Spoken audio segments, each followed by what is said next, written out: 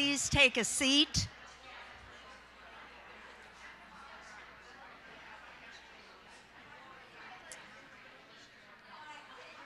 Good morning. Will you take a seat, please? I'm working the crowd. Good morning. Will you have a seat, please? Oh, seats? Oh, Seats? She said. yes.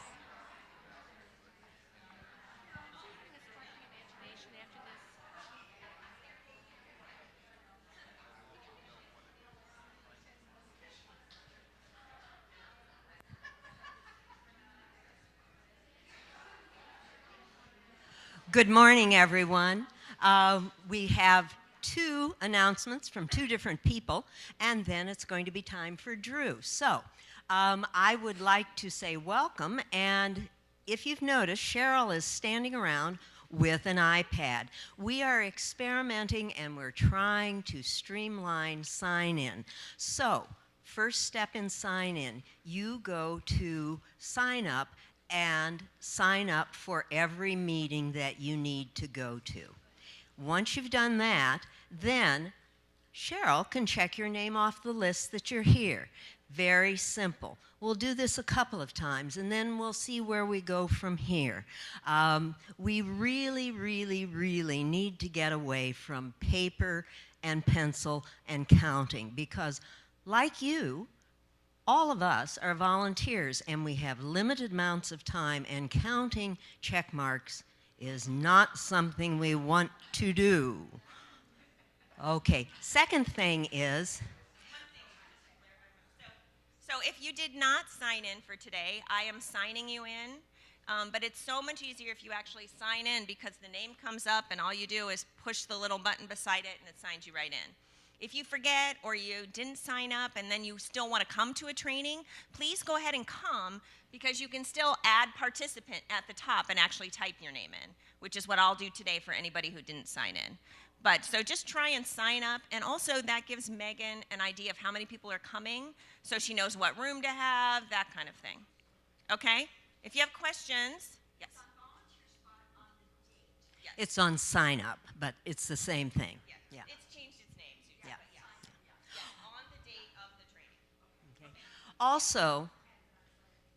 Also, we, in case you haven't noticed, we're trying to streamline things by using the computer, which brings me to the second issue. We are having this wonderful party in October called Putting on the Glitz. I think we currently have 76 people, and if you did not respond to the email invitation and are planning to come, please sign up there. That way, again, we don't have to count check marks. We don't have to count people who say, I want to come. Can I still come? We know it's there and we can plan on you. So please plan on using the computer. Third thing is that the trip to Louisville is almost there. So we currently have 16 or 17 people who have signed up. We need 8 or 9 more. And if you're thinking about it, plan to come. You can let me know.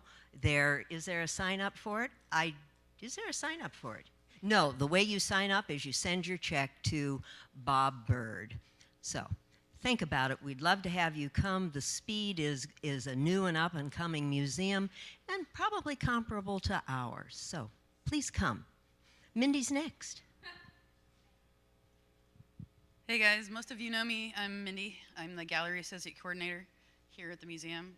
And Megan wanted me to take a moment just to speak about some things that we're doing as a team here at the museum as far as how to communicate to guests and kids and everyone on that we don't touch the art. So I don't know if you guys have noticed the knobs at the doors, that we have the brass knobs. We have them at both sides. So in South Hall over here, as you come in the door, there's brass knobs on the wall that talks about why we don't touch the art. We also have them now installed in the atrium as well. There's a lot of really great verbiage around those knobs about why it's important not to touch the art. I also don't know if you guys know that recently a couple paintings have been scratched by pencils. So just, no, but it's all just one of those things that we want to keep an eye out for when people are pointing at things. Megan Megan knows she's seen it in the galleries. People, they get excited and they come up and they want to point real close and get in and kind of show detail. So I'm just asking that as a team, we all kind of watch out for these behaviors as far as people modeling good behaviors as well. I know it's one of those things when you're up there and you're talking to people and you get really excited, you want to get in real close and see, but part of the modeling good behavior for us is using our words instead of our hands to point, because it's modeling that good behavior. You know, you want to get in close, I'm fine with that. Put your hands behind your back and lean in. Use your eyes. Right. There you go. You guys have much better words for these things. Yeah. So we're supposed to be using descriptive language for the children anyway, and trying to get them to use their words to describe their thoughts. So instead of pointing up there, oh, look at this red corner, say, oh, let's look at the upper right corner. See that red patch? Because I do it too. You know, it's just so much easier to be like this. But we're going to have to use our words. And Mindy did this gesture where we want to be careful. The gallery associates get really nervous when we lean in to, get a really good look. It's like, oh, is your nose going to touch it? Oh. So let's all just please model that good forearms distance away. You guys are awesome. Thank you. And now, what you've all come to see is Drew. You've got a mic.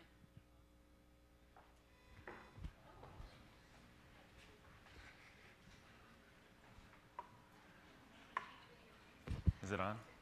All right. Well, good morning, everyone, and thank you for making it here today. Very excited to present this exhibition, which we're currently installing right now, called The Sun Placed in the Abyss. It will open on October 7th, so next Friday, and be on view through January 8th. 2017 in the special exhibition galleries in the Walter Wing. So it will be in both spaces where the two Picasso shows were. My understanding is it will be, there will be a charge for this exhibition and the Toledo one combined for visitors. And there will only be one entrance like there was for Picasso because of that. So just to keep that in mind. So the big idea, right? So The Sun Placed in the Abyss, it's an exhibition that uses a universal and familiar subject of the sun to explore the diversity of photographic practices since 1970. So as you'll see from the exhibition and when you're in the galleries, there's a lot of different types of work. There's a black box space that includes a film by Simon Starling. There's 16mm film projections. There are cell phones. There are traditional black and white prints. There are large-scale color prints. So the sort of idea emerged because I wanted to be able to show all the range of the ways in which we use photography today and the way in which photographers and artists using photography explore the medium. Actually, and I'll just talk quickly about the title. The title comes from a poem by the French poet Francis Ponge, P-O-N-G-E, which he wrote in the 1960s. And I liked the title for a few reasons. One, I thought it was poetic. And it sort of, captured, I think, the show in a really nice way. And also, a lot of artists in the show, as I was talking to them or reading about their work, referenced this specific poem. So it fit nicely in that way. Another way in which it matched, so the title in French is Le Soleil place un abîme. And so un abîme in French means the abyss, but it also, in the sort of classic sense in French heraldry, in the coat of arms, it means the center of the coat of arms. So mise en abîme means placed into the abyss, placed in the center. And so I liked the way it referenced also the idea of a heliocentric right? What our universe is, the sun is in the center, placed in the center, so sort of a translation of heliocentric. But then also mise en abîme is an art historical term or a literary term, which is the way in which a work of art references itself, right? And often we think of pictures within a picture is a mise en abîme. And a lot of the works use the sun, which is what makes photography possible to reflect back on itself. So the pictures are thinking pictures, or pictures that think about themselves as pictures in the photographic process. Another sort of the way the show came about, I'll talk a little bit about that. I've been here now a little over a year. So right when I got here, I knew I had this slot saved for me. And I knew I wanted to work with a few recent acquisitions, and some works with local collectors and a local artist. So you're probably familiar with this piece by Trevor Paglin called Reaper in the Sun from 2013. The Contemporaries group helped acquire it a few years ago in 2014. So you're probably familiar with this. It was recently on view in the Contemporary galleries, and Trevor Paglin did a series where he photographed drones in the sky. And so, right, it's one of those fun pictures where you have to, not using a pencil or not getting too close, you have to sort of find and point out the drone. And Paglin, like a lot of artists in the show, are really interested in 19th century landscape painting, especially Turner and his use of the sun in the 19th century, the Romantics, German Romanticism as well, and you'll sort of see that as a theme throughout the show. But also technology and seeing. I think a lot of the artists are interested in our ability or inability to see, and the way in which even technology doesn't necessarily make vision any better. Another recent acquisition that I saw right when I got here was Chris McCaw, Sunburned. He's a California artist who's been doing this series for about a decade now. And he uses analog photography, large format camera. And rather than using a photographic negative, he puts the paper directly into the camera and takes a long exposure of the horizon with the sun. And what that ends up doing is, one, it solarizes the print, so it reverses it. So you'll see, right, this is looks like it could be an evening shot, but it's in the middle of the day. And then the long exposure actually ends up burning into the paper. So you'll see this one in our collection, sort of the actual sunlight burns a hole into the paper. So another theme you'll see is the way in which, just like our vision, photographic technologies often fail or start breaking in the face of the power of the sun. Another work, this is from a local collector. This is Lisa Oppenheim, Heliograms. This is, in this case, it's 15 gelatin silver prints. And she took one of the earlier images of the sun from the 19th century. This image that you'll see that's repeated again and again is from the 1870s. And she made basically, she calls them a heliogram, but they're photograms. So she appropriates this scientific image from the 19th century and then exposed that image to sunlight directly to the paper. And you can see the variation, and that just depends on the length of the exposure and the time of day.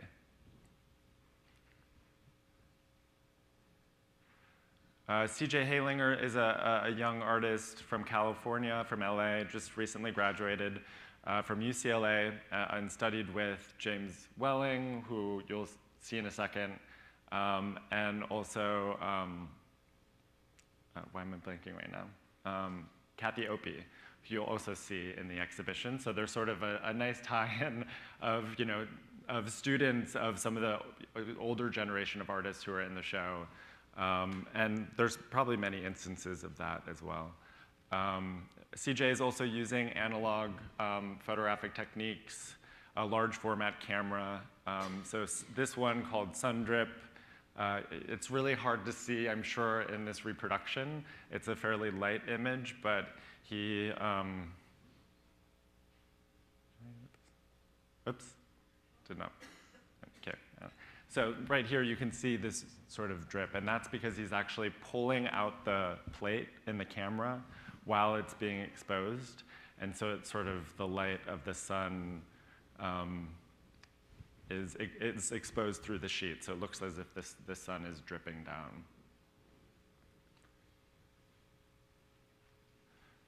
Aspen Mays, when I arrived, was teaching at OSU. She has since left, unfortunately, which is, I think, a big loss for OSU in Columbus. She's a really great artist and a really respected teacher as well. She's now in San Francisco. So the idea of the show also came from this. As I said, I knew I wanted to work with a local artist, so I sort of, scoured the web and looked at professors' websites and artists' websites that were based in Columbus, and I saw this work by Aspen, which she created a few years ago while she was on a Fulbright in Chile, and she was working in an observatory and came across all these boxes with images. And actually, at Angela Maleka Gallery, there's a separate body of work from another archive that she found that's on view there. But so this one was of sunspots from the year 1957, and they're arranged according to month. So it's hard to tell, but like these three are the month of January, and she wasn't able to find every single month, so it's not a full calendar year, but it does go from January to December. So that's sort of how the show emerged. Was seeing that what works, what artists were here in Columbus, and then I sort of built out from there. But it was also sort of thinking about the themes that were already in some of these works, the use of archival imagery, the way in which, as I said, right, artists were exploring the limits of vision and sight and technologies. So I'll just quickly, here are some of the outcomes and strategies that went in. And some of these I've already talked about, right? So this exhibition highlights and contextualizes several recent acquisitions. The exhibition allowed us to work with local patrons and artists. And as you'll see, the whole exhibition includes works by about 50 artists. So also, really building those relationships. Two other things that I'll talk about probably towards the end, but I'll mention now, is one, we're partnering with Photo Focus Biennial in Cincinnati. That's a month-long exhibition that happens every 2 years in Cincinnati, and it's during the month of October. It's specifically photo-focused. So they gave us some funding, and we're sort of part of their promotional material as well. So you can get a pass to Photo Focus, I think for $25, and that allows you to see a total of 60 exhibitions which are happening around Cincinnati and even here and then Dayton. So we're part of that now, which I think is great. It brings both regional and national attention, and hopefully we'll get people up here as well if they're seeing shows in Cincinnati. The other partnership that I worked on is with COSI, and in their planetarium, I think it started this past weekend, the 24th, they have a show called The Secrets of the Sun. So that will be playing now through January as well, and that is a more educational video on our changing relationship to the sun and sort of the history of that relationship. And just so you know, in the atrium there will be a really sort of short 2-minute, trailer for that program. And there'll also be some sort of cross-promotion. I think members will get discounts for the planetarium, which costs extra money, and we'll get discounts to the exhibition. So the exhibition itself is divided into 3 sections. This is the first section, although they're sort of there's no right way to go through the exhibition, so you could go to this one last. You'll actually walk into the middle of the middle section, which I'll cover after this. But archaeologies of knowledge, so these are, in this section, I was really interested in artists that were using those archival images that I've been talking about, and really looking at the sort of intertwined histories of photography and the history of science. For many of you that might know this is not a work, I just thought I'd bring it in, and I'm actually going to be giving a Wednesday at 2 lecture on the 12th, and that will be more of a sort of formal talk, and I'll talk more about this history if anyone's interested, and some of it will come from my essay that's in the catalog, which is also at the store now. So photography itself comes from the camera obscura. I don't know if does anyone know what a camera obscura or have used? Oh, here. Okay, so many of you probably know what a camera obscura is. This is a classic image of a camera obscura from the 16th century, and I brought in it because it actually includes the sun. But for the camera obscura was discovered or invented originally to view solar eclipses, right? It was a way to view the sun without damaging your eyes. And Aristotle discovered this. Chinese philosophers in 5th century BC discovered this. Arab scholars in the 11th century also realized this. But really by the 16th and 17th centuries, the camera obscura became the sort of dominant model for observing solar phenomenon, and also sort of a model for what vision was imagined to be as well, right? They imagined that eyesight was the same as the camera obscura, that our pupils acted as an aperture, just like the aperture in the camera obscura. So for those of you that don't know, a camera obscura is a darkened chamber, and so this is the camera obscura that has an aperture to the outside, and then light is funneled through that aperture and projects whatever is outside the chamber. But here, it's hard to tell from this image, but it always inverts it and flips it, just like a photographic negative is inverted, and then when you print it, it becomes the way in which we see the world. So photography itself really emerged from the camera obscura, which was a way to see the sun. And so this is also something that I think a lot of the artists themselves are interested. And when early photographic technologies appeared in the 1830s, they were initially called sun pictures or heliographs. So that was always very inherent in the medium. People thought of it as being produced by the sun. So an early work in the exhibition are these photographs, actually phototypes by Dovalouche, who's a French-Israeli artist. And what you're seeing, I brought in these install shots because I hope you can see that they're actually mirrored surfaces. They're metallic plates. So if you're standing in front of them, right, you'll get your reflection. In order to photograph them for the catalog, somebody had to put a black cloak in front of themselves and take a picture so that you didn't see the reflection of the photographer. But they're sort of like the Lisa Oppenheim image that I showed a bit ago. These are some of the first images of the surface of the sun, which were eventually published in a book in 1904. And so he took those images, created negatives, and then made these phototypes. And so many of you might be asking, what are phototypes? It's one of the earliest photographic technologies that was used in the 1820s. And they weren't actually in the 1820s. Most people don't know what a phototype is because they weren't back then a stable process. So it uses ethanol and lavender oil to fix an image on a metal plate. So it's sort of similar to a daguerreotype, if you know what a daguerreotype is. It's a reflective surface that creates a positive image directly onto it. And so what's really interesting about Dove's work is that he worked with scientists to recreate this phototype, which hadn't been created before.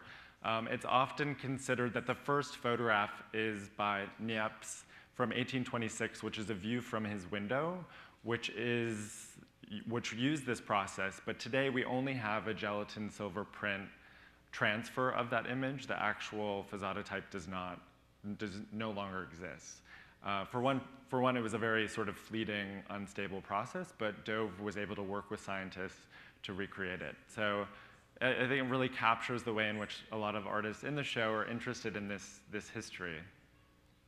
Excuse me. Yeah. I didn't do well in chemistry. I just need to understand a little bit better about the gelatin plate. Could you just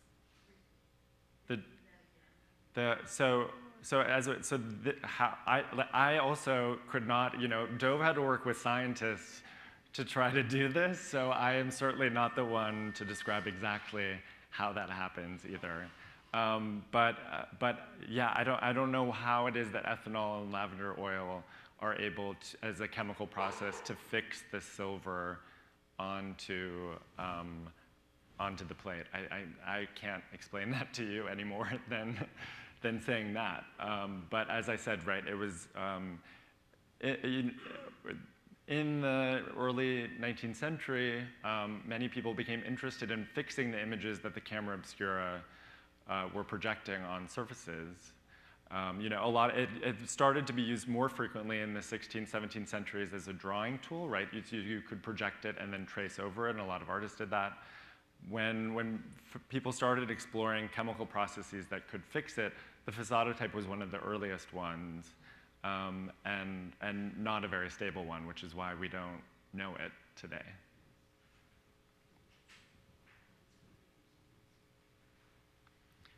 Dario Robledo is another artist who's interested in exploring this history using older photographic processes. So here what you're seeing is a collection that he's collected over the years of originally drawings of solar eclipses, and this is throughout centuries. So these are just different ones that he's found and he's scanned. And then he created cyanotypes, which are essentially blueprints. Most of us probably know as architectural blueprints. And many people might know Anna Atkins' work from the 1860s. She created beautiful botanical cyanotypes. So he's really, reflecting on our relationship to the sun over centuries, and then using the sun itself to capture these images that were originally not photographs but drawings. And I think he was really interested in the way in which, right, a solar eclipse happens so quickly, and it's hard to look at. What he was thinking, the way in which the scientists had to quickly sort of draw these before photography was invented, to try to capture these really fleeting, spectacular events. And he did, a lot of these artists I asked to do the collective voices, just so you know, and he did, I think, a really beautiful recording for collective voices.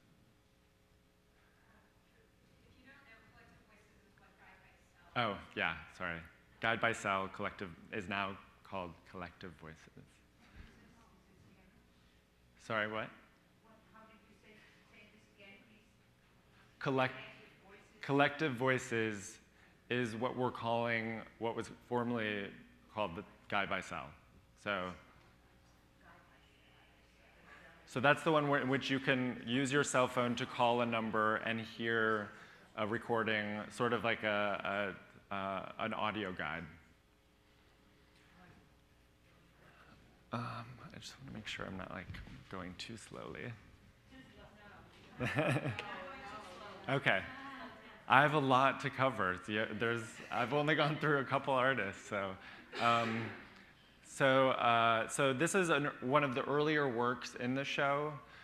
This is a large-scale work. There's 29 pictures. I'm just showing a fraction of it right now. This is 4, by Sarah Charlesworth, who was an American artist who started in the 1970s, is often grouped with what is termed the pictures generation. Has anyone heard that term before, the pictures generation?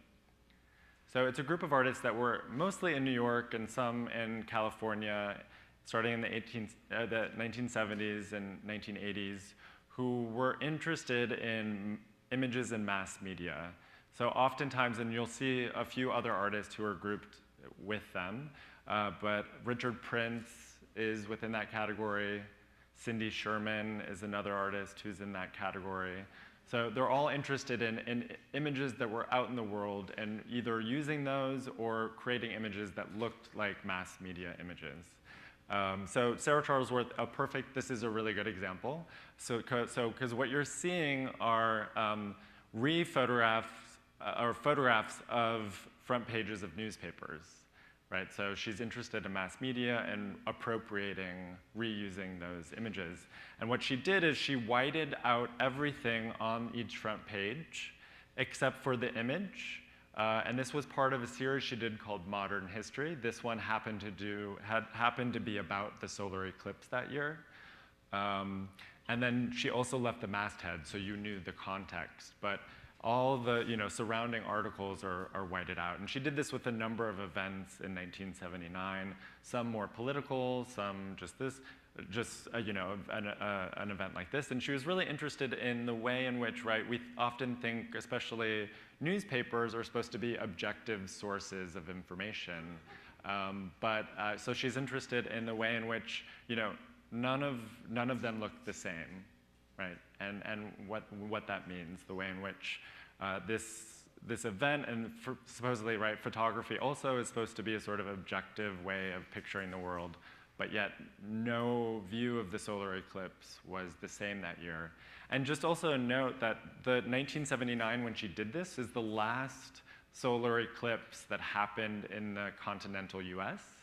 And the next one is actually occurring in August of 2017. Yeah. These photographs, aren't they copyrighted? I mean, is she taking someone else's photograph and using it as her own? Right, so the pictures generation and quite famously Richard Prince have really pushed the limits of copyright law, and many of them, Richard Prince in particular, have been sued for this issue. But many, within the realm of art, it's usually fair use for artists to reuse other images if they're either altered in a specific way or if there is commentary added to it. And I think in the case of this, right, you're seeing 29 prints. It's a large body of work, so it's an installation that alters the original photograph. But she's also re-photographed the page. So it's not only about the photograph, which certainly was probably had a copyright either by the staff photographer that took them or an agency they used. But I think also considering that she did alter it, right? So she altered it enough by removing the text. So she did change the original presentation. But you're right. I mean, Richard Prince is an artist. I don't know if Sarah Charlesworth was ever, sued over this one. She wasn't. She died in 2013, actually, and wasn't as well known as the rest of the group. So I don't know if anyone even would have bothered. But Sarah and Joseph Belknap. These are two digital prints of images that they've been making for a while now. They're a Chicago-based duo. They're a husband and wife as well. They're a collaborative pair. I saw these works, actually, they had a solo show at the MCA in Chicago a few years ago, and a lot of their work has to do about our relationship to the universe and space. So they also create sculptures that sort of look like planets or the surface of Mars. And they also do these photographs of sunspots. And so what you're seeing is this is a full year of sunspots, and this is 4 months. And they're using an application on their iPhone that is available through NASA that allows you to look at different solar phenomenon. And then they're digitally combining all the images that they've taken from their phones. They're just screenshots of their phones.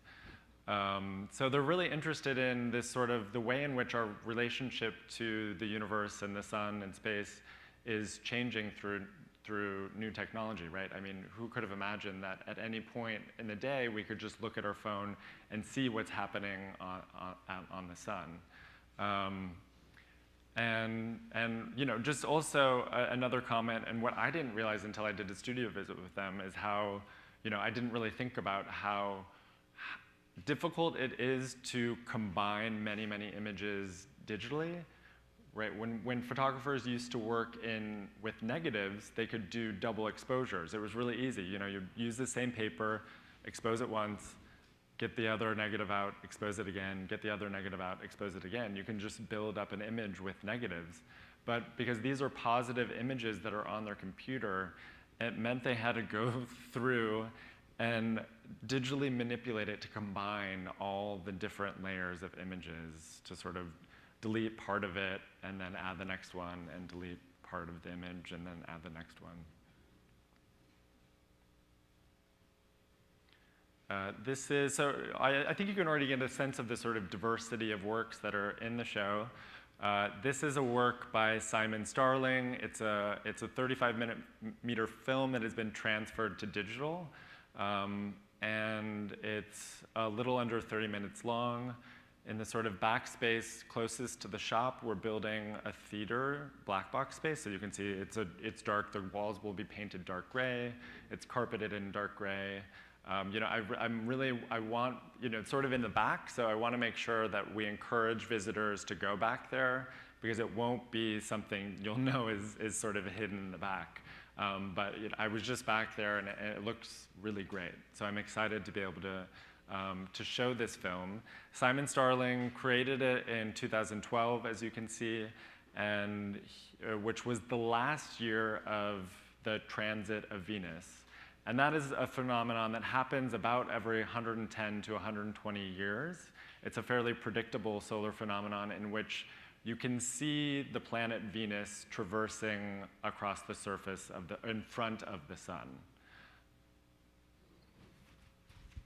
And so for Simon Starling, what he was really interested in is that, one, he shot it originally in 35mm film, and he knew that it would be the last time that the transit was recorded in film.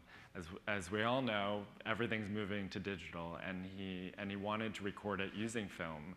And he wanted to record it using film for a very specific reason, because the last transit of Venus that occurred in the 1870s, a man by the name of Jules Janssen he was an inventor, a sort of scientist, created a contraption to take quick images of the transit of Venus, right? He didn't want just one image, but it's happening quickly.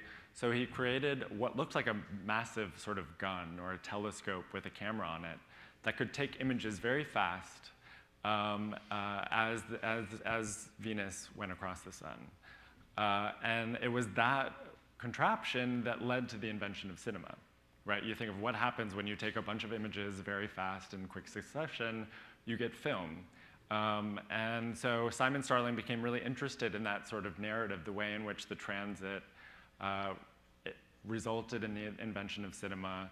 But also, if you go back to Kepler and scientists in the 16th and 17th century, they were also using the camera obscura to observe the transit.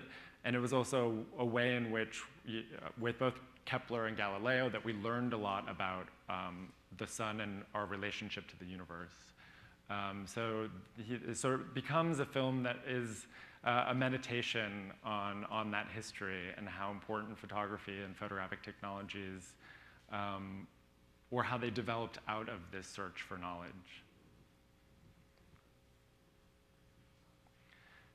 And Wolfgang Tillmans actually did his own series on the transit and produced these beautiful big inkjet prints that are actually, it's hard to see, but they're just clipped to the walls. So these are unglazed, which is important to know. No pencils in that gallery because they will be scratched. And as you probably know, the surfaces of photographs are much more fragile than even paintings. But anyway, so Wolfgang Tillmans also photographed the transit of Venus. That was actually in 2004, so the other one was in 2012. The transit of Venus always happens 8 years apart every 120 years. So the one was in 2004, one was in 2012. And there was always that sort of separation. But he's always been interested in science. He talks about, as a boy, he had a telescope, and he actually used his boyhood telescope to photograph this phenomenon. And he has a lot of images that deal with the sun and space and the sky. What I think is also interesting about this is they have this sort of quality in which it looks almost like the moon. And what you're seeing is the sort of pink hue of the sun is a result of the mylar filter that he's using that allows the camera to actually, or just on the telescope, for us to see the surface of the sun in this way. Susan Shupley, this is a film by Susan Shupley, a Canadian filmmaker, artist, writer, scholar, who's now based in London. This will be on a smaller monitor in the first gallery. And this is called Can the Sun Lie?, which she created in 2013. And it's sort of a small essay film. It's like 10 minutes long. And she was really interested in this question, can the sun lie, which is what a judge asked in a US court case in 1876, I believe, when talking about using photography as evidence. It was, well, can the sun lie, right? If the sun is making this picture, it seems to have to be an objective object, right? It has to be truth. Can the sun lie? And so she's interested in that question and brings that narrative and that history to the present and thinking about global warming.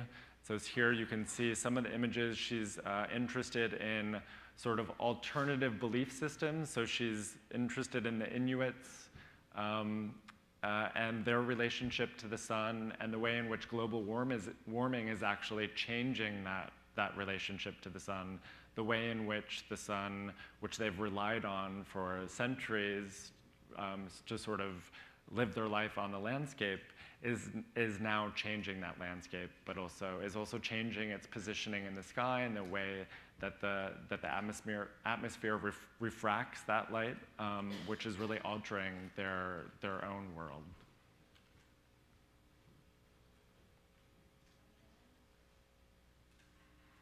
So the second section that I mentioned is called Into the Light. This is actually the section that you'll walk into. And actually, I sort of, because of space, I moved the Susan Shipley film into that space. So as I think you'll see, a lot of these sections, some of the work could be they could move in and out. It's pretty flexible. So these are, as I was talking about with the Trevor Paglin, these are artists who are really interested in vision and photographic technologies. In many instances, these artists tried to point their cameras directly at the sun.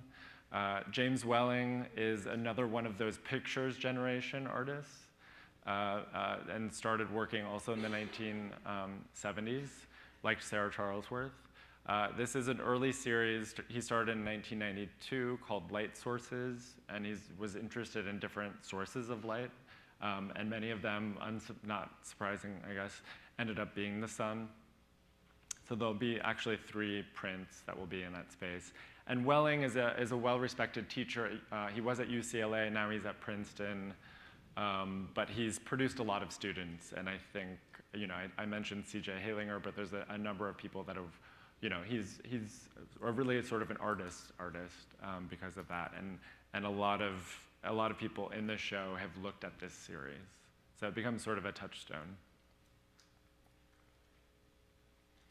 I'm really excited about this piece. We just installed it, so you can sort of, even though nothing else is up. This is an installation by Matt Keegan called Untitled Light Leak. And it might be difficult to tell from this, but there's this is a sea print of sun coming through trees, which is a sort of motif that pops up again and again. And part of that is because the way in which the sort of mechanics of the camera obscura was discovered, Aristotle talks about this, is that another way to produce a camera obscura is just using leaves from a tree and allowing the light to come through it, and it will project the image on the trunk or on the ground near it. So this also becomes a sort of motif. for photography and the camera obscura also.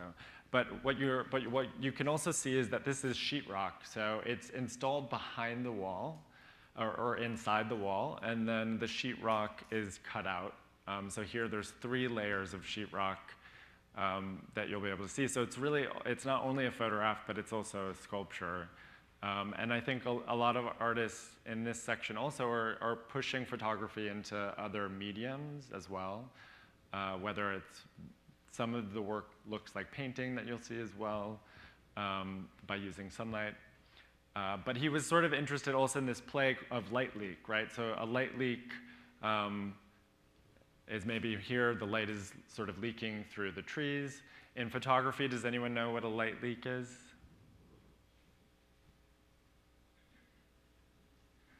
So if you've taken, I mean, more so probably with analog film, but if you've taken an image and, you know, taken it to the drugstore and had it developed and you get it back and there's sort of this bright light on one side that sort of obscures the image, that's a light leak. It means that too much light entered into the camera at some point during the exposure and overexposed part of the negative to create that effect.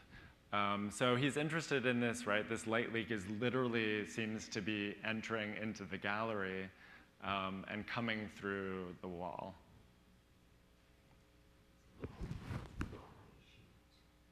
an eye shape. Yeah. And it looks like Yeah. Yeah. Yeah. But I mean, he's also interested in, you know, a long history of artists within sort of institutional critique, which are artists that are reflecting back on institutions like museums and thinking about gallery walls, how we display work, and how the institution frames works of art. So here he's, you know, breaking through the gallery walls as you know, a number of artists have been doing for several decades.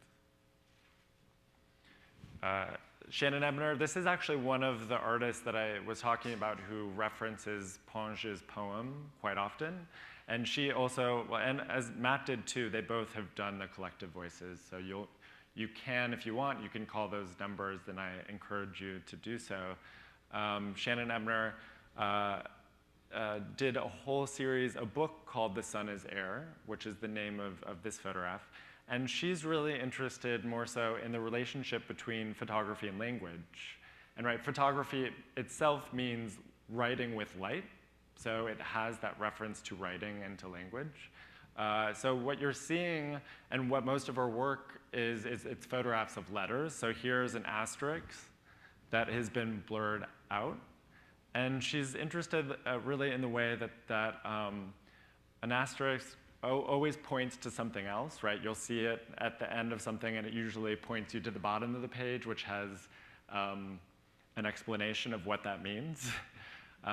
You know, we use it frequently, I think. And photography does the same, right? It's an image that points you somewhere else. It's an image that's recording something, that's capturing something that was somewhere else. So it's, in a similar way, they're both referencing something that's there, but also not there, somewhere else.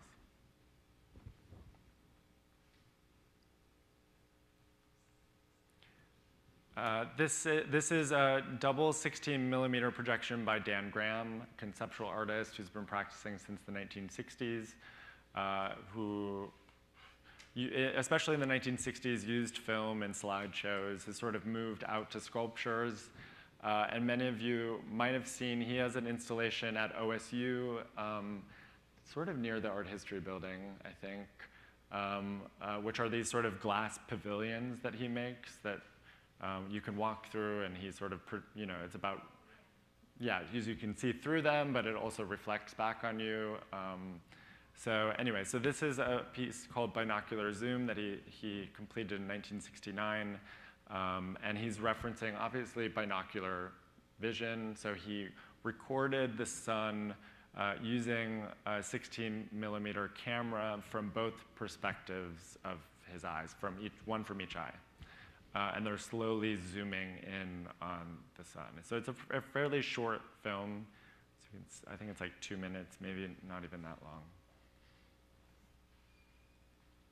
Also in this section, this one room will have both these 16mm works. This is another 16mm film by Tacita Dean, who's a British artist, who's really interested, has been exploring analog film technologies as the world is switching over to digital. And this work, I think, really shows her interest in the differences between film and digital. So this is called the green ray. Does anyone know what the phenomenon of the green ray is? Does anyone want to? Yeah?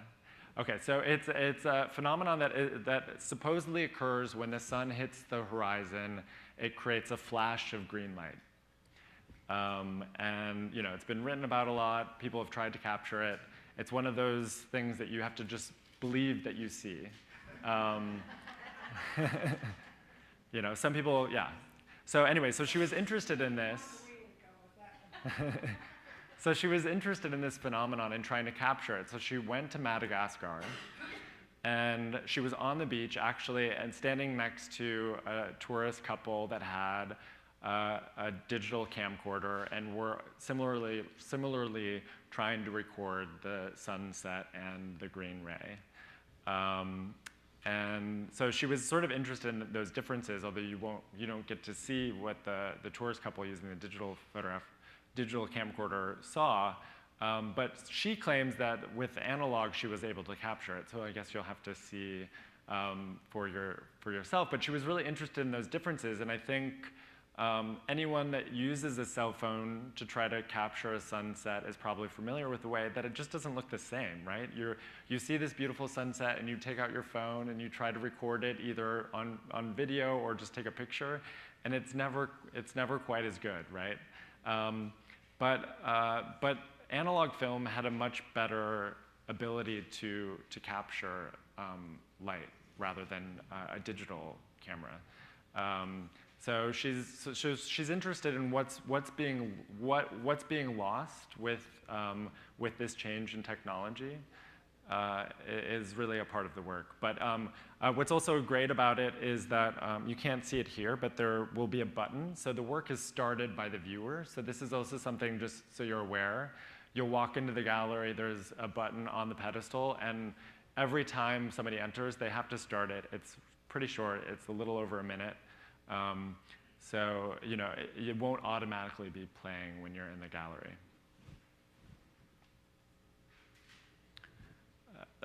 This is part of a series that the New York artist Zoe Leonard has been doing since 2012. Another artist who has referenced Frances Ponge's poem.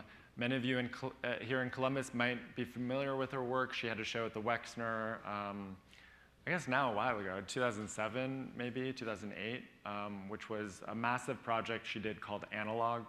That took her about 10 years. She was documenting New York's Lower East Side and then went around the world. It's like 412 photographs. This is a body of work she produced right after that, right? So she was documenting very specific things for 10 years, and she just sort of wanted a break.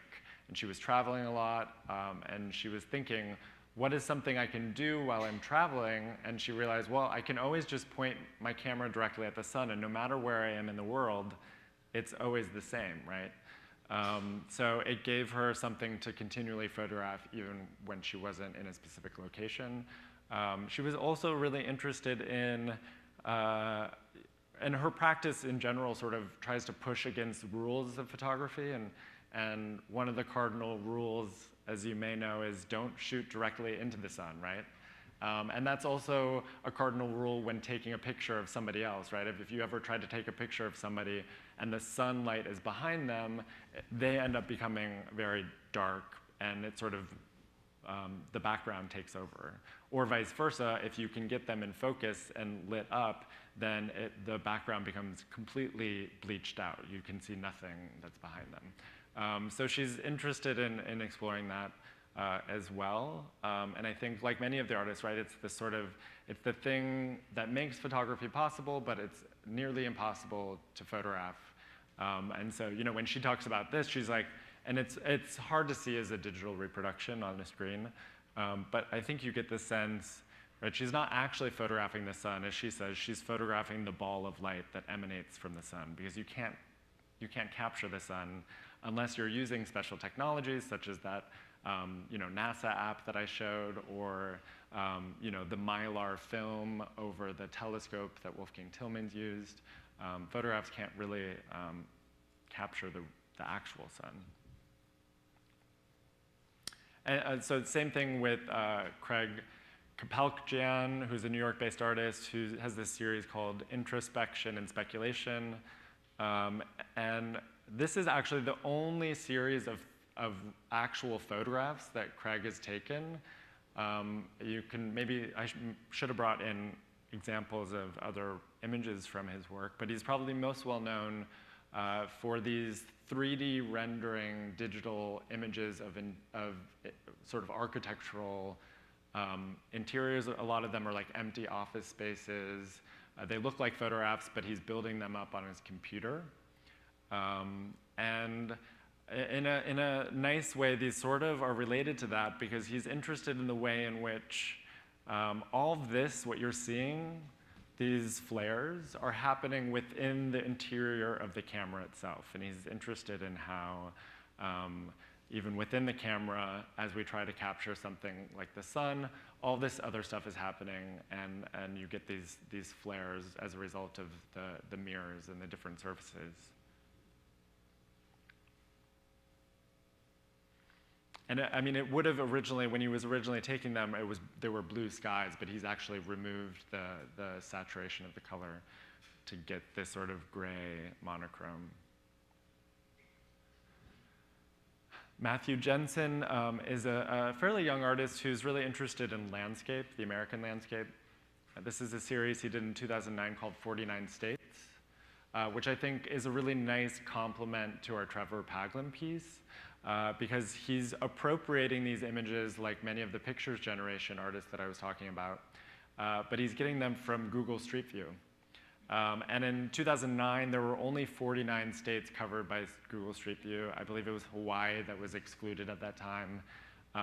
So if he did it today, it would be 50. But he was really interested, and you can sort of see from here, he chose mostly rural locations. So a lot of them are the open highway, rural towns, farms, and he chose views. So you can imagine how long this probably took, because he chose views where the camera was pointed directly at the sun. But he was also interested in the way in which, right, even though these locations seem fairly remote and untouched by technologies, that there was still technology there, right? They were still being surveyed by Google. In the same way that Trevor Paglen is interested in these drones that are in the sky that were sort of so small that we aren't even able to see them. There's a number of, sort of found it interesting that there's a number of Japanese artists who have been exploring the sun since the 1970s. Especially, and probably, I mean, I'm not a specialist by any means in the history of Japanese art or photography, but there are at least 4 artists, I think, from Japan that are in the show. This artist, Takeda, did this series also of digital flares, and these are just single photographs. He just pointed the camera through the trees, again, looking at the sun, until he could get this flare. So they're not manipulated in any way.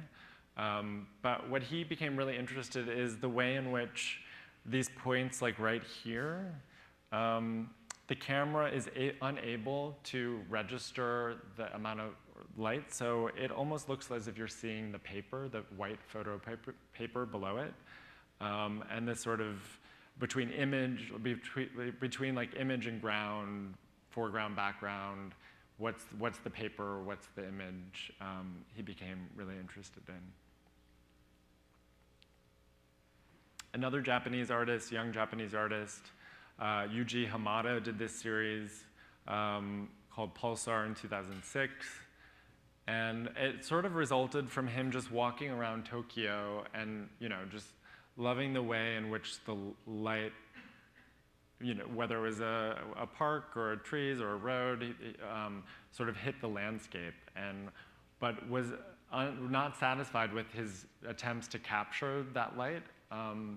Again, the way in which photography is not always able to capture what we actually see. So for him to recreate that, he made a homemade fog machine and took it with him around the city. And so the way in which, the only reason he's able to capture all of this beautiful light is that he set up a fog machine sort of outside of view to allow him to actually capture it. So for a lot of artists, right, sunlight itself becomes a medium that they can play with. This is a large-scale installation that will be at the Broad Street side, the gallery, where in Picasso it was sort of the education space. There was a place where you could put on costumes. This will be just this piece, which is a 7-channel video installation. There are seven separate monitors that are on pedestals that create sort of an arc. And so these are 2 stills from those videos. And what you're seeing is Mary was trying to record the sunrise over Manhattan, looking, I think, from her apartment in Brooklyn. And so I think this might be one of the first days. It's hard to see there, but it's easier to see this is the last day. And what happens with video camcorders, or at least in the 1970s, is if you try to point them directly at the sun, it would actually burn the tube.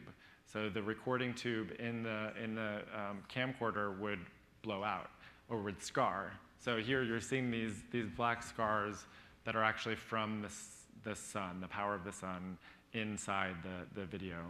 So each day as you go along the monitors, it becomes more and more abstract because she's using the same camcorder and it's just building up these scars. So it becomes completely abstract by the end. And there's been a few shows with her here at the museum. She's from I forgot what city, but she's from north of Columbus, but she's been based in New York since the 1970s and is really a pioneer of video art. She was one of the first artists to begin using video as a medium. Anthony Pearson, another artist that studied with James Welling, the artist that I mentioned who taught at UCLA. Anthony Pearson, this is a series he started making when he was in grad school about a decade ago. And he was making sort of street photography at the time and became a little bit dissatisfied, so he started experimenting. And he got a really powerful lens and decided to photograph the sun, to point his camera directly at the sun. He did a long enough exposure that it ended up breaking his camera and burning a hole. So what you're seeing is that light leak from the hole that burnt in his camera. And then he decided to scan those images and enlarge them when he printed them out. So these are fairly high, they're like 6 feet tall, sort of the scale of a person. And he's done these series of diptychs, and he's done triptychs, and he's done larger or single panels. So they become sort of these minimalist sculptures, and he often displays them with sculpture that he creates as well. But you can see they're called flare. It's untitled, but they're called flare diptych. Can you tell us what a C print is? 2 C prints. Oh, it's a chromogenic print. So, I mean, chromogenic prints are, I don't think this is a digital, but chromogenic are the same process that when it's sort of snapshot photography. When you go to get, or when one did get their analog photographs developed at the drugstore or the camera store, that's a C print. That's a chromogenic print.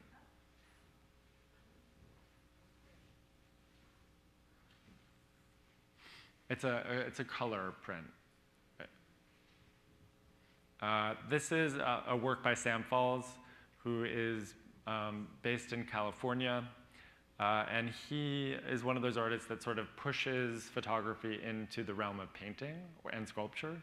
So he rarely takes a photograph, but is interested in using the sort of idea of photography and putting it into other mediums. So what you're seeing is from a series, and I'll actually have 2 of these in the exhibition that he made in 2012. And these are pieces of fabric, polyester, that he laid a tire on top of and then let the sun bleach it. And so what you get, right, is this would have been the original color of the fabric, and everything else has been bleached out. But there's this sort of nice reference back to the sun with this circular shape that is left from the tire.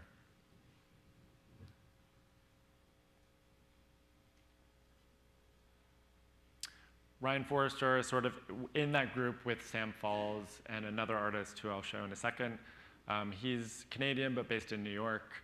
And he made this work in, it must have been 2012 or 2013, right around Hurricane Sandy. His studio was out by Coney Island, and as one can imagine, was somewhat destroyed by the hurricane.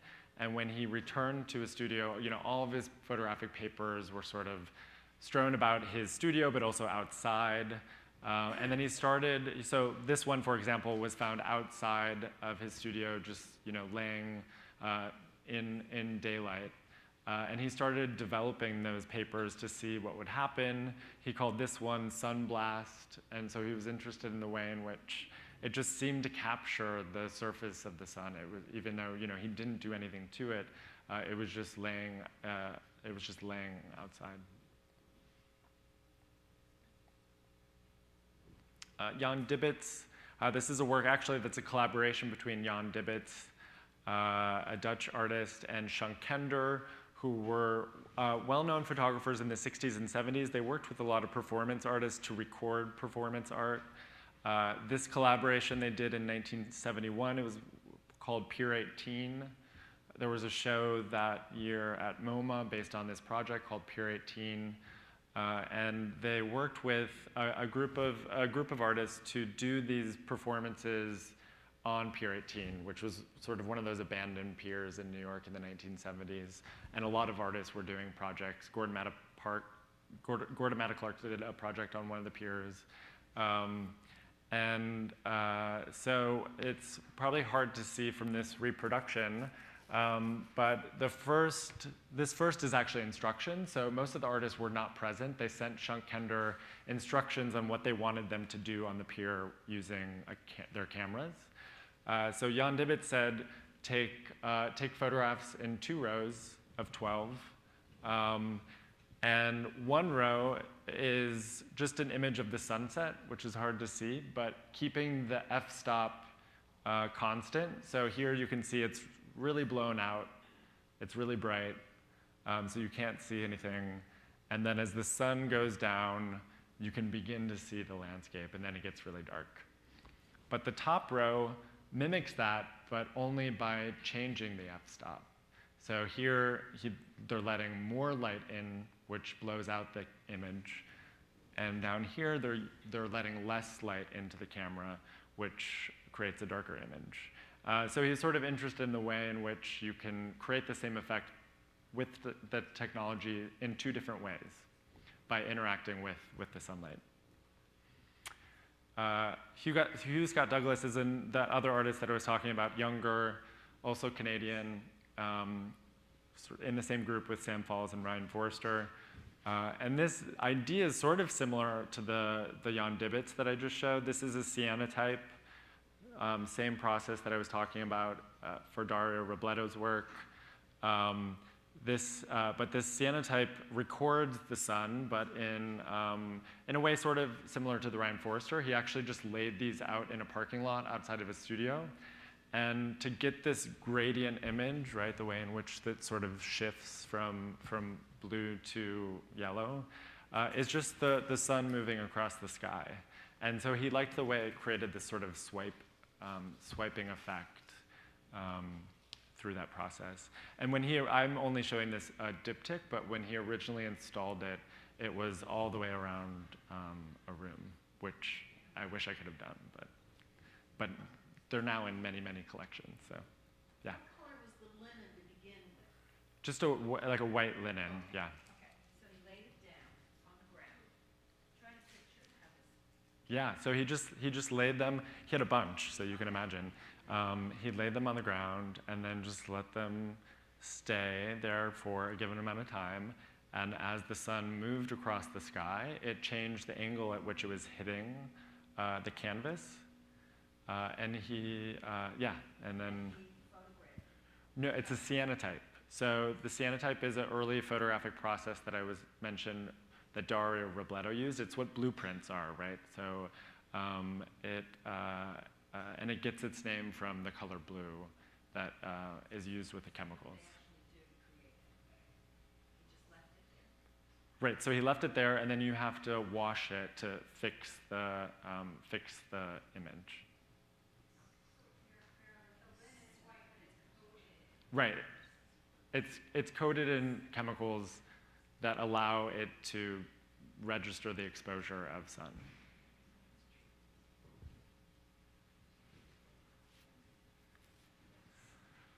All right, bear with me.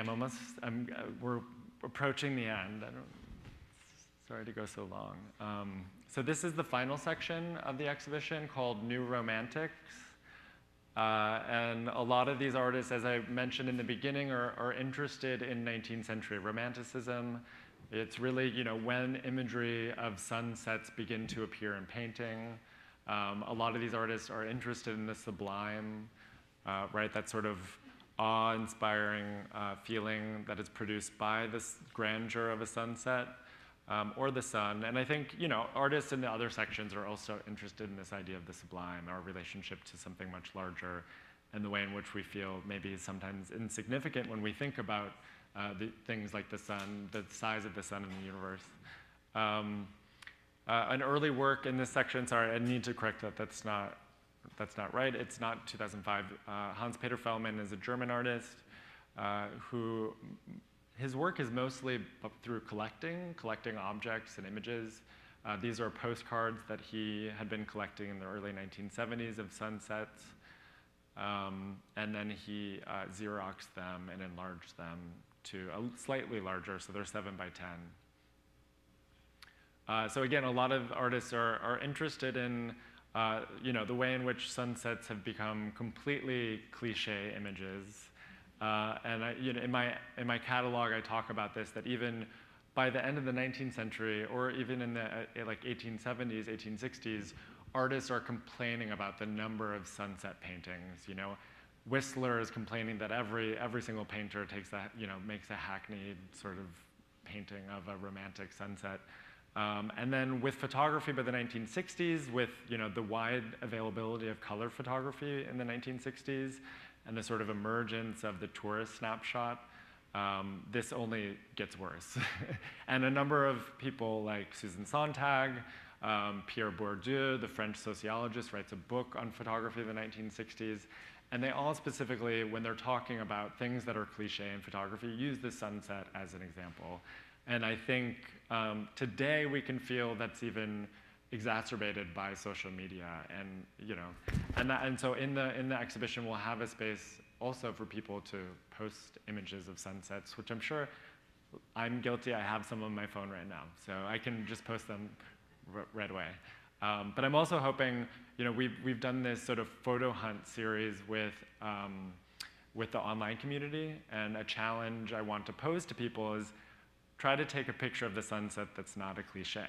And I think that's sort of what a lot of these artists are. They're either dealing with the cliche image of the sunset and thinking how they circulate, such as postcards, or they're sort of dissecting and trying to do something with something that's so banal by now. So Anne Collier, another artist who's reusing images of sunsets, many people consider her sort of the post-pictures generation artist, right? She's using images that are in the media, but then even removing it once more. So whereas Sarah Charlesworth just rephotographed the front of a newspaper, she's rephotographing somebody holding the book. She's including a much larger frame to show the way in which these images are in our culture. And this is a book she found, here, the title, which means sunset, and it's just a book of all images of sunsets. And most of her work looks at books and printed materials from the 1970s. And for her, she's sort of also interested in the way in which we now, or some of us, rarely experience images as objects outside of a screen or a phone or a digitally projected image rather than a book or a postcard. And this is a rather large-scale print. So finally, now to Richard Prince. This is one of his earliest series from 1981 called Sunsets, and he rephotographed all these images of these couples, mostly young couples, on a beach against the background of a sunset.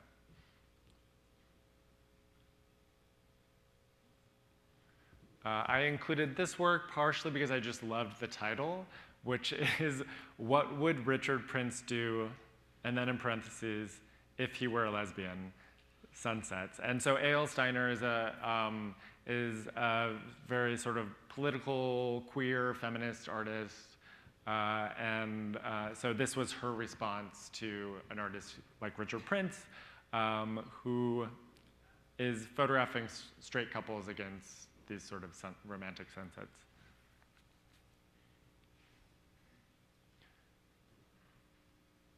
This is a work by Buck Ellison, who's a young LA-based artist. And I think you can see the way I tried to include a range of types of works. So this is a great example of staged photography. It might look like a document, or it might even look like maybe an advertising image. But because Ellison is based in LA, he has access to a number of struggling actors and models, which he finds on Craigslist, and has them do these setup scenarios. So he hired these two young men. He asked this one to do cupping, which is a Chinese medicinal technique to sort of draw out toxins from your body.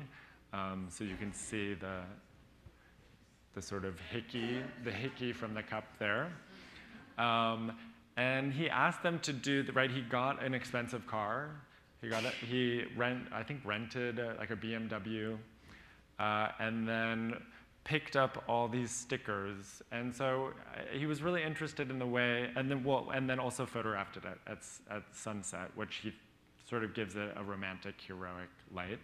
But for this image, he was really interested in the way in which these kids look like maybe they're 16. You sort of assume this might be their first car, and the way in which cars, for many people, are such an important part of one's identity when they're younger, your first car, right? And the type of car that you have sort of differentiates you from your peers based on, maybe the model. A BMW might signify that you come from wealth, or that maybe you have good taste in German and other luxury items. So he was interested in that. And then to add on that, another way that we often differentiate ourselves with the vehicle would be bumper stickers, right? So in this case, they're putting a North Face, and where it gets its title from is a Free Tibet sticker. Right, whereas other people might have bumper stickers about their favorite sports teams, or their, or maybe or their kids if you're older. So he was interested in the way another way in which we form our identity, and for him, he was interested in this discrepancy between these two identities. Right, these are seemingly wealthy kids who can afford to have a BMW for their first car. Which might signify a certain type of person. But then these kids also are doing Chinese medicinal medicine, or doing cupping, and have Free Tibet poster and North Face, which historically, or at least in the 1960s, if we think of the hippie movement and the sort of radical politics of 1968, might have held out a very different hope for society than those with a BMW.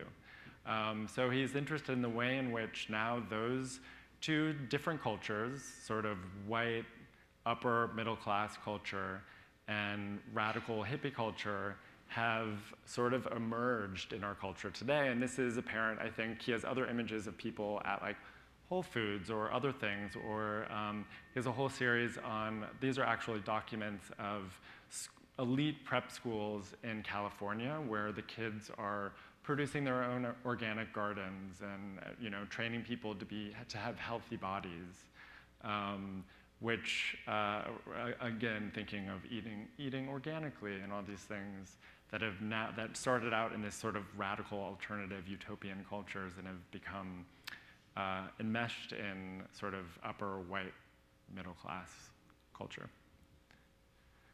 But how does it fit in the sunset theme? Before that, there was no story to any of these pictures, and now you're explaining a whole kind of a social problem with these two boys. So, well, I mean, I think right. So one, the sun is actually figures right here. The image is called Sunset, and what I'm really interested in is this Free Tibet image right here of the sunset. And I think you don't even, and what I'm explaining, I could read that right away, and I don't know if it's because it's something I think viewers will be able to sort of look closely, I hope. He also did a recording which will help explain that. But as I said, part of the show is including diversity of practices. So I knew I wanted to include something that was staged photography that would have more of a narrative, because a lot of the other work is purely abstract. So I tried to include a diverse range of works. And this sort of falls aligned with the Ellison work. This is by Walid Rod, who's a Lebanese artist, who did a project throughout the 1990s called the Atlas Group. And the Atlas Group was a fictional artist collective that was documenting or retelling the history of the Lebanese Civil War. And so this work is a video piece that is supposedly found footage of a Lebanese soldier who is sent to this waterfront to survey it. Supposedly, this is an area where there were a lot of spies doing sort of secret anti-government activity, and he was sent there to record. But what we're told in the wall text, which is part of the work, is that because of the way in which this Beirut was divided by the Civil War, that he had never seen a sunset over the water until he was given this assignment. So all the footage that was found after the war ended are just these images of the soldier recording the sunset. So it becomes sort of this poetic meditation on war, but also the politics of representation that I think, I'll go to this piece, that complement this other work by Lisa Oppenheim, who's an American artist, who also retook photographs by soldiers. In this case, this is the artist's hand, but she found and printed out images of sunsets that were taken by soldiers posted in Iraq and Afghanistan in 2006. And she became really interested in the way in which, at the time, she had been living in Europe previously when the war started. And around this time, she moved back to the States. And so she was interested in the sort of discrepancy between the way in which the media in Europe represented the war and the media in the US represented the war. And at least for her, she felt that there weren't as many sort of gruesome images of the war. And so when she started doing research online, then she found all these images by soldiers which were of sunsets. So she became again interested in the way in which even the soldiers who were there were only posting these sort of romantic images, and one, that might be because they weren't allowed to take specific images of obviously warfare or where they were located. But two is this sort of, perhaps this romantic image is sort of a reprieve from the horrors of war as well. And then to add to that another layer, right, she printed them out, and she was interested in the way in which now through things like Flickr, which is maybe nobody uses today, I don't even know, but in 2006, today would probably be something more like Instagram, through technologies, through the internet, distance is sort of collapsed, right? Time and distance. So these two landscapes, one she's photographing in the US, the other landscape are in Iraq or Afghanistan. So this is a 35 millimeter film projection with 15 different images that are on a loop. So it'll just be slowly going through one of the galleries. Rachel Harrison, probably many of you know her work. We have a work that was on view, Attila Hut upstairs, that yellow sculpture that has a grapefruit in it. So she's most well known as a sculptor, but she was actually trained as a photographer. And this is a series she started in 2000 and completed it in 2012. It comprises of 31 prints of a single photograph of a sunset that she found in New York and manipulates it 30 different ways. So I'm just showing 5, but it takes up about a 60-foot long wall, 31 images in a row. The last image is an image of the original sunset, so you can see what the original one looked like. And she's altered it in these different ways, using 35 millimeter film as well. So she's not digitally altering it. But here she's using different chemical baths. She's using a flashlight to shine on it in different ways when she's rephotographing it. So again, this is what I was talking about, right? Some of the artists are also interested in how do you make a cliche image of a sunset not cliche. So she was interested in taking this object, which she thought, what else can one do with this snapshot of a sunset? And attempted to alter it in all these different ways. Solowit, conceptual artist from the 1960s. This is a book that he did in 1980, an artist book that we'll have on view in a vitrine called Sunrise and Sunset at Priano. He was on a residency in Italy and recorded the sunrise and sunset each day. And for those of you that know Solowit's work, he often works in grids. And so here he's created this sort of gridded book of sunrises and sunsets.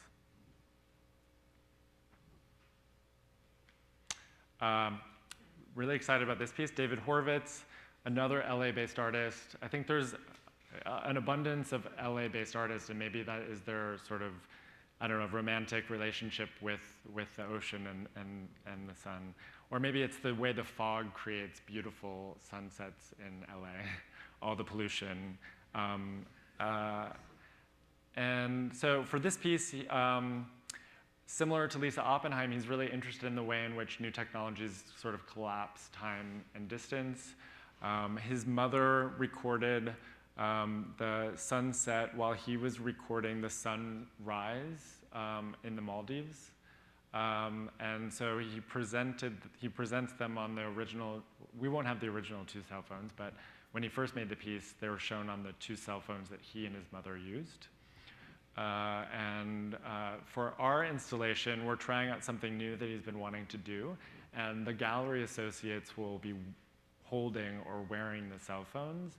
They'll have a badge or a button that says, "Ask me," and hopefully everyone else will sort of encourage visitors to go up to the gallery associates to have them pull out the cell phones so you can see in real time.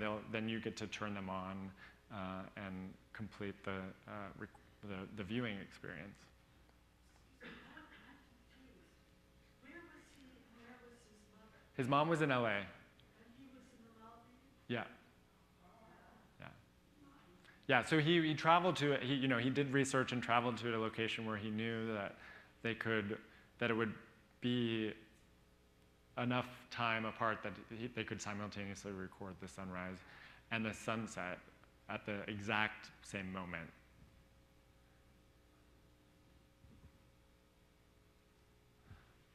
Catherine Opie, who I mentioned in the beginning, also teaches at UCLA in LA.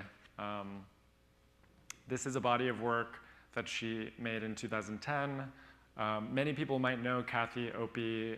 One, she's from Cleveland, but her early work was really about the LGBT community in the early 90s, late 80s, and created these sort of classic, almost old master-like portraits of these individuals.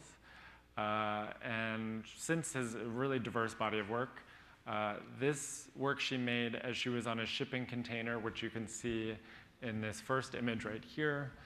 And during the journey of the shipping container from Korea to back to LA, she recorded, like Solowit, the sunrise and sunset every day. So, you know, it wasn't really up to her. Some days it was totally cloudy, and this is what you get.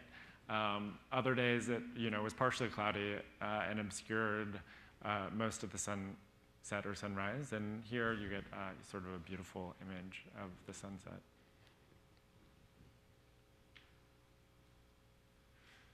John Davola, another LA artist. This is a work from the 1970s, probably one of his more well-known series, called Zuma. And Zuma Beach is near Malibu. And he was walking around one day and found this abandoned house, and sort of just continually started going back to it and photographing it and altering it over the course of a year. But he only took pictures at sunrise and sunset. And that was partially a decision because he was using a flash, and he wanted to be able to capture both the landscape and the deteriorating building. And so again, as I was talking about, the difficulty of photographing directly into the sun is how do you get both foreground and background at sort of even light levels? And this was one solution, was to do it at sunrise or sunset when the exterior light levels were low enough to capture the exterior. So you can see he actually started spray painting the interior here. He started bringing other objects, and then other people were using the space. There were people living, you know, sort of homeless people that were living there and using it. So, but you could also think in the 1970s, not many artists were using color photography. So he was really sort of pushing the limits of what was acceptable in traditional photography at that time. Olafur Eliasson is an Icelandic artist who's really interested in German Romanticism and our relationship to the sun. He did a giant installation at the Tate Modern in the Turbine Hall of a huge disk of light that looked like the sun, sort of blinding when you walked in. And he's done other installations since then that have also used imagery of the sun. This is part of a series, a landscape series, where he does these gridded images of landscapes. This one records the sunset as it was happening. Letha Wilson is an artist who pushes photography into sculpture. She often, combines photographs directly onto steel material like this. She's really interested in the history of minimalism. Someone like Tony Smith, and so also, again, this idea of the cliche sunset. And so she's not actually giving us, she's only giving us a corner of this curled up steel plate that reveals a little bit of the gradient sky from a sunset. So it's one of my favorites of her work, at least. All right, so thank you for bearing with me on that. I hope it wasn't too tedious. But so here are some visitor learning outcomes. As I've been mentioning, I hope visitors will come away with discovering a range of contemporary photographic practices by both established and emerging artists. And I was pretty intentional about including some big names and then some unknown names, including some artists that I learned about along the way, artists that I wouldn't necessarily ever include in a show because maybe they just don't fit with what I usually would show. But I think within this theme, it gives some diversity. Many of these works it's the first time they're showing in the US or in the Midwest, so I'm really excited about that. Installing the Simon Starling piece is a pretty big deal, and the Mary Lucier piece, which hasn't been seen since the 1970s. And as I mentioned, a lot of artists are doing the Guide by Cell, which is now Collective Voices. I hope that visitors, and we'll have some activities to help them think about this also, but just to think about the histories and processes and conventions of photography. And I think the sun is really one of those perfect subjects that allows these artists to think about all these different things. And I think the way it's, these three sections sort of help viewers in different ways think about different questions. And I hope visitors think about their own photographs of the sun and sunsets and sunrises. And as I said, we'll have a screen where people can post images either from the exhibition or things that are on their phones, or maybe afterwards they'll go home and take a picture of the sunset, or maybe they'll walk outside the gallery and try to photograph the sun themselves and see what happens. Some events, these are all online, but just so you're aware, I'll be giving a Wednesday at 2 lecture on October 12th. On October 26th, another Wednesday at 2 with Lisa Oppenheim, who's the only artist that has 2 works in the show, as you might have seen or noticed. And she'll be having her first solo show in the US at MoCA Cleveland in January, so it's sort of a nice lead up to that in the state of Ohio. And then there'll also be some lectures at CCAD. I partnered up with the Beeler Gallery to do some artist lectures. So David Horvitz will be coming in, the one with the 2 cell phones, and giving a lecture on October 11th. And then since Lisa was going to be in town, I also wanted students who couldn't make it at 2 p.m. on a Wednesday to get a chance to hear him talk. So that evening, he'll also, or she'll be giving a talk at CCAD. Connector series, Paul Sutter, who's the astrophysicist at COSI and OSU, is going to be working to do some connectors. I'm not quite sure if that's finalized, but he's the one I worked with also at the film at COSI and the planetarium. And then there's a members appreciation party on November 17th. Is this on the blog? Is this on the blog? It's on the website right now. It's on the CMA website. How about the text panels? Can they be on the blog? The text panels. From the exhibition? Yeah, Sure. that would be great. And I already sent a copy of the poem by Frances Ponge. If it's a long poem, so it's not a page. It's like 40 pages, so it's an extended poem. Yeah. Are visitors allowed to photograph? Yes. So visitors will be allowed to photograph in the exhibition. My question is what is the cost going to be for admission? Because that really caused a problem with the Oops. couldn't get the children in. And I really think it's a terrible thing when you can't bring the children in to see something like this. This Yeah. is what they would be attracted to.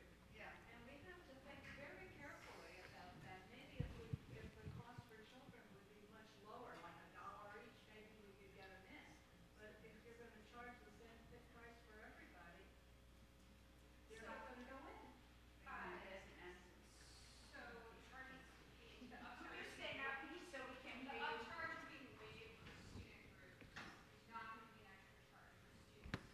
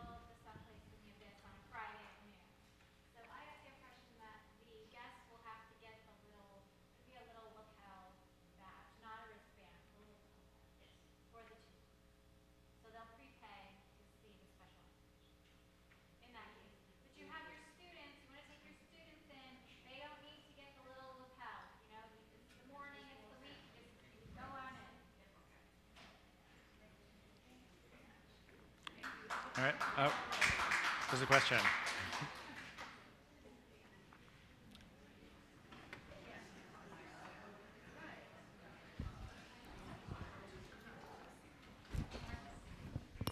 Does this work? Oh, okay. Thank you for coming today. I want to remind the Sparking Imaginations team that we're going to have a meeting in the Innovation Lab directly following this. So that's it for today. We don't have many tours in October, so I might not see you for a few weeks, but I will be emailing, and there will be new things on the horizon. So stay in touch. Thank you.